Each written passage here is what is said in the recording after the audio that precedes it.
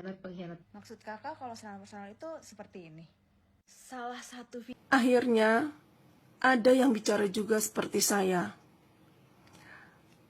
Ini buat teman-teman semuanya, sahabat-sahabat sosmed. Tonton video perempuan ini sampai habis, ya. Biar paham, biar nggak gagal paham. Di mana kami, termasuk saya sebenarnya ya, awalnya mengagumi Salsa. Di saat dia bicara tentang Sahroni. Tapi saya jadi curiga.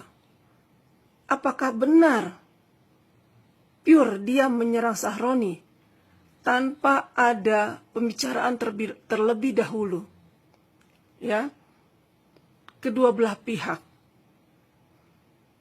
untuk saling menyerang, ya. Tapi mungkin ini prediksi saya, jika memang benar ada saling diskusi dan kompromi di luar ekspektasi mereka, terjadinya reaksi masyarakat itu di luar prediksi mereka gitu loh terhadap Sahroni ini, gitu ya. Dan saya minta, dia kan bilang di awalnya dia ini booming karena dia merasa di keluarga diintimidasi sama diserang, ya kan, sama si Sahroni. Saya tolong dong minta kalau bisa video ini sampai ke dia. Dan dia kan suka live debat ya, informasi di sosmed nih yang lewat beranda saya. Dibuka, tolong dibuka. Nggak mungkin dia tahu misalnya benar ada intimidasi keluarganya yang di Pamulang. Di Pamulang apa di mana itu? Komunikasi dia dengan keluarganya yang dikatakan terintimidasi, diserang sama Sahroni, tolong dibuka. Tolong dibuka, baik itu bentuk WhatsApp, voice note dan sebagainya, atau video call, yang memang benar keluarganya diintimidasi, diserang sama Sahroni, tolong dibuka. Memang itu benar, ya. Itu yang saya minta. Dan kenapa saya awalnya mendukung si Salsa ini? Tapi sejak dia menyerang personalnya Pak Prabowo, ya, ngata-ngatain dengan kata-kata binatang yang sangat tidak pantas. Dan ujungnya apa? Minta diganti Anies, Pak Anies.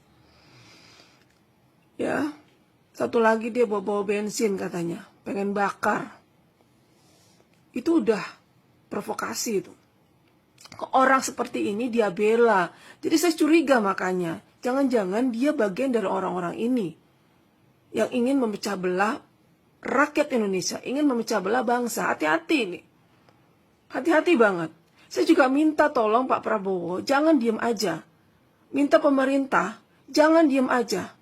Ini maksudnya apa gitu loh. Saya juga pengen tahu Salsa ini apakah masih WNI atau tidak. Gitu, saya pengen tahu. Saya pengen tahu banget ini. Tolong setiap debat dia buka dulu bahwa dia masih WNI atau bukan. Dan dibuka percakapan dia dengan keluarga dia yang kata diintimidasi, diserang samanya Sahroni. Tanggalnya harus tercatat. Jangan nanti baru dibikin ya, gitu. Tolong, ini dibuka. Karena awal mulanya, ini dari sini. Ya. Yang dibilang AI. Mungkin kalau orang yang sudah ngefans sama dia, kayak orang ditutup matanya, telinganya gitu loh. Mana itu AI, mana bukan.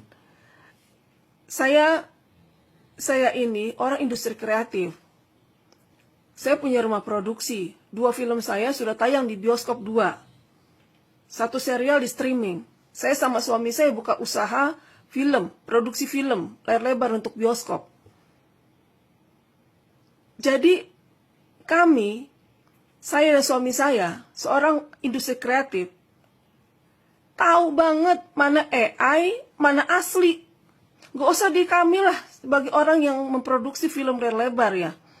Konten kreator itu juga udah tahu mana AI, mana asli. Ini saking kebelengernya bilang si kerudung pink ini, ibu-ibu berkata katanya AI. Di mana gitu nalarnya ini? Saya makin curiga dengan orang-orang yang bilang mengatakan itu adalah AI. Jadi fix mereka itu adalah orang-orang yang ingin memecah belah bangsa, ingin memecah belah rakyat Indonesia, ingin memecah belah masyarakat Indonesia. Jadi jangan mudah terprovokasi teman-teman semua.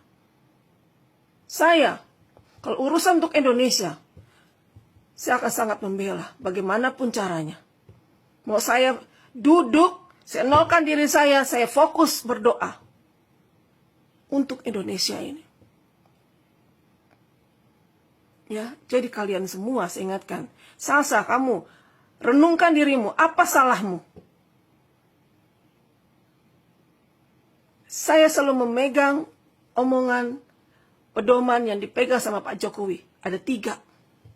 Jika kamu kuat atau kamu sakti, jangan menjatuhkan. Jika kamu cepat, jangan mendahului. Jika kamu pintar, jangan sok pintar. Itu. Kamu kan selalu membanggakan dirimu jago berdebat, ya kan? Lihat, perempuan itu berkata apa? Kalau kamu jago berdebat, seharusnya kamu punya data. Bukan berdasarkan data dari influencer. Ya, kamu harus melibatkan ahli. Melibatkan ahli. 17 plus 8 itu. Maka saya bilang juga apa? Ingat baik-baik deh. 3 pedoman yang dipegang sama Pak Jokowi, itu pun saya terapkan. Walaupun saya bukan orang Jawa. Tapi saya lahir di Pulau Jawa, ada darah Jawa setidaknya. Dan saya selalu megang, walaupun saya orang Sumatera, mak saya Betawi Sunda, saya tetap memakai pedoman-pedoman Jawa. Jadi, boleh kita pintar, tapi jangan sok pintar. Ingat pesan saya. Jangan mau terpecah belah. Dan giringan-giringan orang-orang model seperti ini. Hati-hati. Karena awalnya mereka mau menggait hati kita. Saya lagi amati juga gitu. Orang-orang mana yang ingin memecah belah bangsa. Yang awalnya mereka menarik perhatian dengan caranya. Ada yang berangkat dari mengatakan saya nggak bisa disantet, ya kan? Itu hati-hati juga itu orang itu. Saya nggak tahu dia, tapi nggak tahu mata batin saya ya. Langsung tek, ini orang mengerikan gitu loh. Bagian dari orang-orang yang ingin memecah belah bangsa.